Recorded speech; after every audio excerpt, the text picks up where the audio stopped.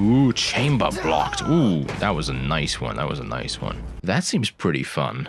Why not? Let's go for something like that. And we'll call it, oh no. This is going to be a reference to Alterac Valley. If you know that, then props.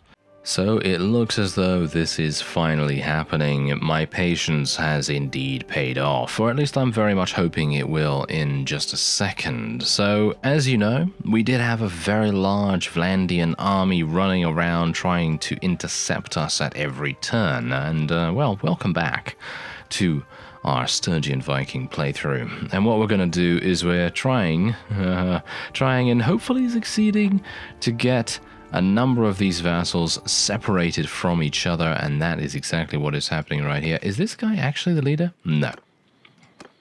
Calatild is indeed the leader of this clan, so let's keep that in mind, shall we? Let's keep that in mind, and then what we will do is we will try to continue attacking each and every one of them. I could basically just go and straight up attack every single one. And there is Incurion, by the way. Yes. Now, as we know, Incurion is not exactly a favorite of ours at the moment. So what I'm going to do, I'm going to try and talk to him. My friend, such a pity we meet like this, he says. Really? Because you were the one to backstab us, sir. Okay, so let's actually see what happens. I'm going to try to persuade him. But I'm not really going to spend anything, you know. I'm not going to make the same mistake again. Certainly not. Alright, the dangerous step, blah, blah, blah. Yes, yes, I don't believe you. Alright, so let's have a look. Alright, so that's literally going to cost me a massive amount right there. So basically what I would, you know what I'd want to do? I would want to make peace with this guy, and then I'd literally just want to buy his fiefs. That's literally all I'd want to do, pretty much. So what I'm going to do is we're going to just do auto-resolve, just kill him straight up, going to take him prisoner, and then we're going to see what Calatild has to say, because we might even be able to persuade Calatild to join us, and then we could potentially make peace with the Vlandians, which is probably quite preferable at this point, because what we'd be able to do then is we'd be able to concentrate on other areas and indeed other factions. Ah, now look at that. They only had 2 people in the army there, and now we finally get to talk with Calatild. Now, I know for 100% certain that Calatild was one of the vassals that you could speak to in previous versions, and she would basically join you for free without too many difficulties. And there were a number of other vassals that would also do that, and I actually thought Incurion was one of them, but maybe I'm misremembering that.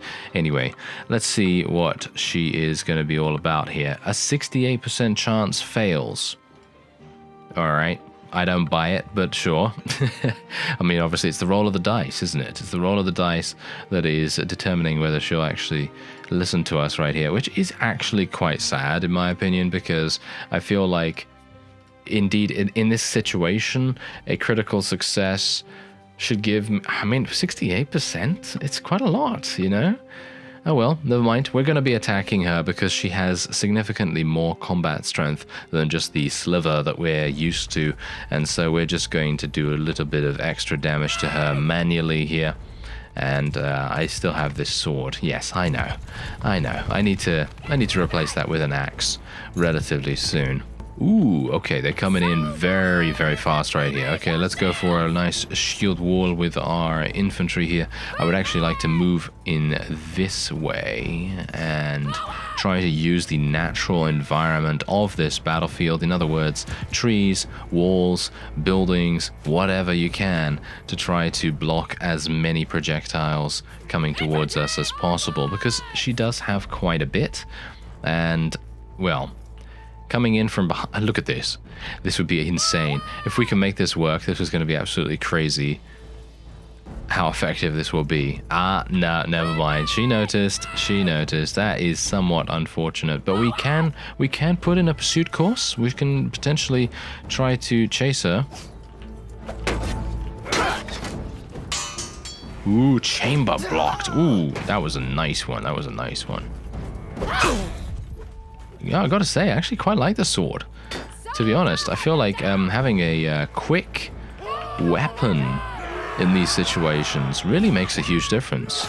Because you're going to be able to beat most people off the block, and then as a result, you will pretty much take no damage at any time whatsoever. So it really does make a big difference to have that extra speed advantage, and I might try to do something about that with our new axe when we create it, because I am going to build one myself. Now, axes in general are I feel like they're quite difficult to make. I've made a number of swords in the past that have been, well, pretty good. So I'm hopeful that I'll be able to do the same with the axes, but I haven't had great success.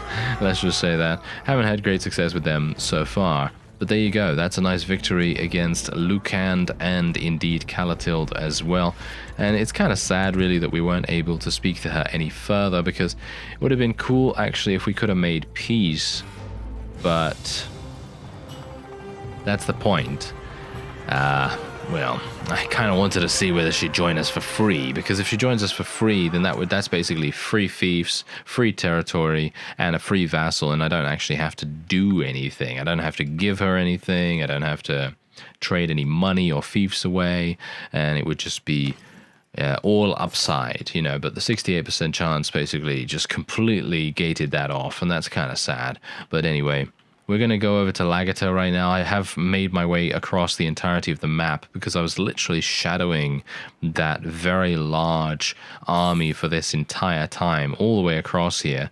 And you can see here, there's another person right here now as well. He's making himself into a huge nuisance. Just go away, thank you very much. You really do not want to be here. Yes, and I'm still, you know, I'm still thinking about executing some people, you know. I mean, that's the thing. If I asked you, you know, I asked you in the previous episode whether I should just start executing people, and some people are saying yeah, you know, some people are saying yeah, some people saying oh maybe, you know, maybe not. Got some DMs and stuff about it, and I just. I don't know. That's the thing. If I go ahead and I start executing people, my relation with others is going to go so dramatically down that I don't know whether it's worth it. It's such a quandary I'm in. Oh well, never mind. Okay, let's just continue to sell all of this stuff. This is my own town, so I'm probably not going to bankrupt myself as much as I possibly can here, but I am going to try and make a nice weapon in just a second. We're going to go to about 10,000. That seems pretty good. All right, so let's go into the smithy, see if we can make a nice axe. So let's have a look. One-handed axe. Ooh, we've got a nice bunch of stuff. You know what I'm going to do first? I'm actually going to smelt some stuff. Let's see if we can get some new parts. Thanks to Bannerlord tweaks, we can actually see which weapons will give us new parts. Like, for example, this is going to give us a new part. That's definitely going to be an axe part. And there's 3 new parts from that one. There's a couple from that one-handed axe as well. 3 new parts from this. And fine pike. Ooh, look at that. Another battle axe. That's fantastic. That's really nice too. That is really, really cool. That's basically, again, one of the reasons why I very much enjoy Bannerlord tweaks, just because it does give you that little bit more information in what is currently going on with your smithing recipes. Because if you were to just do this without any mods whatsoever, you'd basically have to rely on RNG to be able to make that work. And for the most part, that is quite frustrating, especially for a YouTube series, because you don't really want to be sitting there for hours upon hours just smelting stuff and then being like, oh, okay, so I got this, it's for a polearm, and my character is an archer who never uses polearms. You know, just as an example, obviously. But this way, it basically makes it so that, hey, you know what? There we go. I've got some new parts, and now I can make a pretty cool thing, and so on. So it really does save a huge amount of time. And if you are also someone that values your time quite a bit and you don't have to worry too much about RNG, then Bannerlord tweaks is definitely the way to go in that aspect. But if you obviously just want to play the game the way that the developers are currently, you know, creating it, then that's absolutely fine too. I have no problem with that. Anyway, let's have a look here. Ah, we didn't unlock any axe heads. Actually, you know what I'm going to do? I'm just going to go out of the smithy real quick. It might need to be refreshed a little bit. Yes, as you can see, it did need to be refreshed, and we now have this, which is a rectangular bit blade. I'm looking forward to using that potentially. I mean, look at that. That's really nice too. This is cool. I like that as well. I'm not entirely sure now, to be honest. Okay, so I think we'll probably go for the tier 5. I think the tier 5 looks pretty cool. Now, this is exactly the reason also why axes are a little bit hard for me specifically to make, because I don't know whether you've noticed, but they don't really have a huge amount of customization. They just literally have the axe head and the axe handle, and that's pretty much it, which is a little bit unfortunate in my opinion. Okay, so what do we have here? Swing speed 88, 92, 88 swing speed's pretty good, but the weapon reach is 84, which is significantly more. Ooh, yeah, I think this might be our new weapon. I think it might be. Let me actually just reduce this a little bit. So if I reduce it a little bit, then we can get a little bit more of this, then we might be able to get some more swing cutting damage like so. There. How about something like that? That seems pretty fun. Why not? Let's go for something like that, and we'll call it, oh no. Okay, this is going to be a reference to... this is going to be a reference to Alterac Valley. If you know that, then props. I'm just going to call it Iceblood. Literally just going to call it Iceblood. That's it. There you go. That's kind of in keeping as well with our current theming, because obviously we're attempting to roleplay as much as we possibly can as a Viking, or in general just maintain the theme of a Viking, and obviously having ice-based weapons, because our technically our clan is Frost Maiden, but obviously I renamed it in recent episodes for obvious reasons. But there you go. We're going to use that. It is a sole one-handed weapon, which I'm very pleased about. And hopefully we're going to be able to get to utilize it in a battle soon. Unfortunately, it seems like most fiefs are relatively far away, so I will be making my way back to Rovolt, and we'll try to take it as soon as possible. Ah, now what do we have here? It appears as though we have Ospia and an army that he has just recently formed. Well, we can't have that, can we? No, we can't have that whatsoever, so I'm going to be attacking him as soon as we can, and, well, as you can quite clearly tell, he really does not have anything that is going to enable any kind of action to take place here, but I am going to attempt... Oh yeah, I forgot about that. It's been such a long time since I've attempted to persuade someone in an army that I completely forgot about the fact that they are now not allowing any kind of persuasion attempt to go on while the enemy vassal is in an army. So there we go. Oh well, never mind. That put pay to that, didn't it? Yes, it certainly did. Anyway, let's now move across here. I'd like to try to get to the river's edge as soon as possible. Well, by Iceni's shield, you can tell that she's been taking a bit of a battering from the numerous crossbowmen on the enemy's side, but hopefully... yes, I'm going to be making those sounds quite often, because we do have a relatively short weapon for one-handed, but that is obviously just very much on purpose. I'd like to try and make it so that it's somewhat usable at a medium reach sort of length, and obviously make it so that it is quite effective in close quarters combat, because I really just wanted it for that. Okay, here we go. Oh, not that much damage? Not a big fan so far, actually. Not a big fan, but maybe we can do... I mean, literally, look at this. 25, 50, 99, but that was a shoulder attack. Chest, shoulder. Seems like these guys have no shoulder armor whatsoever. It doesn't seem like they have any cloak on, I guess. So that's probably it. But I don't think shoulder is actually a thing.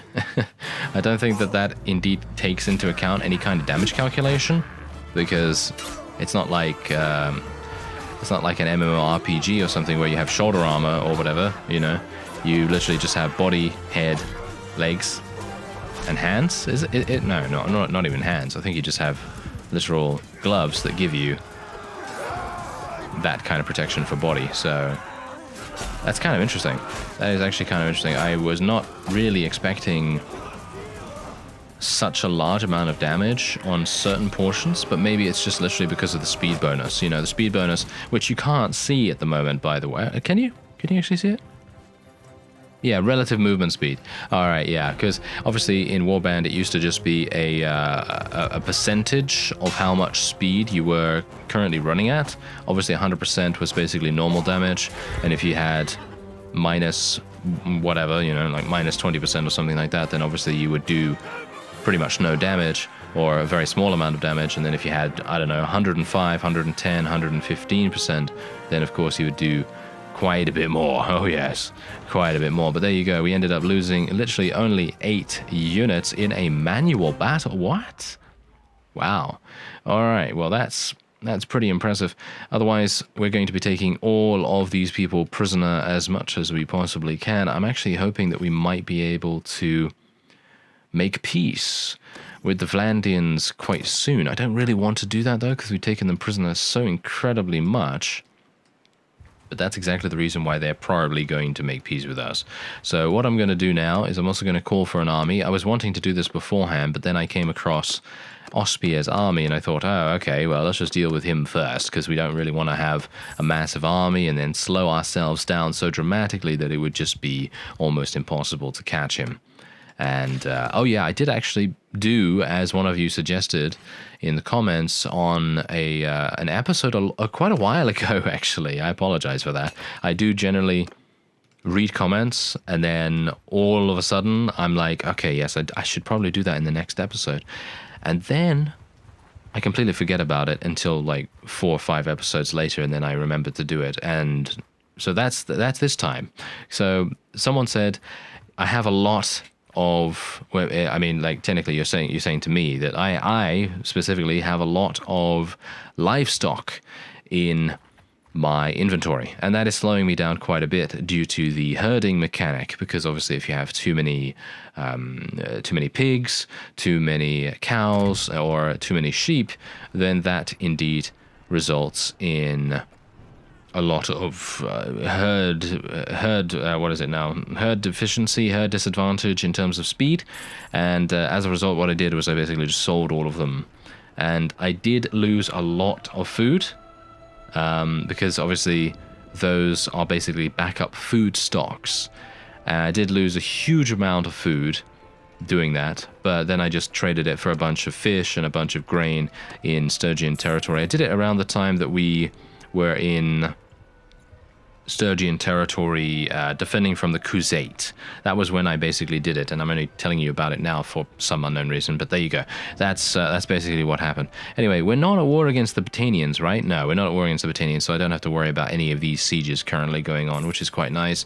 And, oh, hello there. Targai of Ispantar died of old age. Oh, okay. Good to know. Seems like most people are dying around age 65. Let me actually just take a look. What's his name? Targai? Oh no. Ispantar. At least I remembered that. Oh. Oh.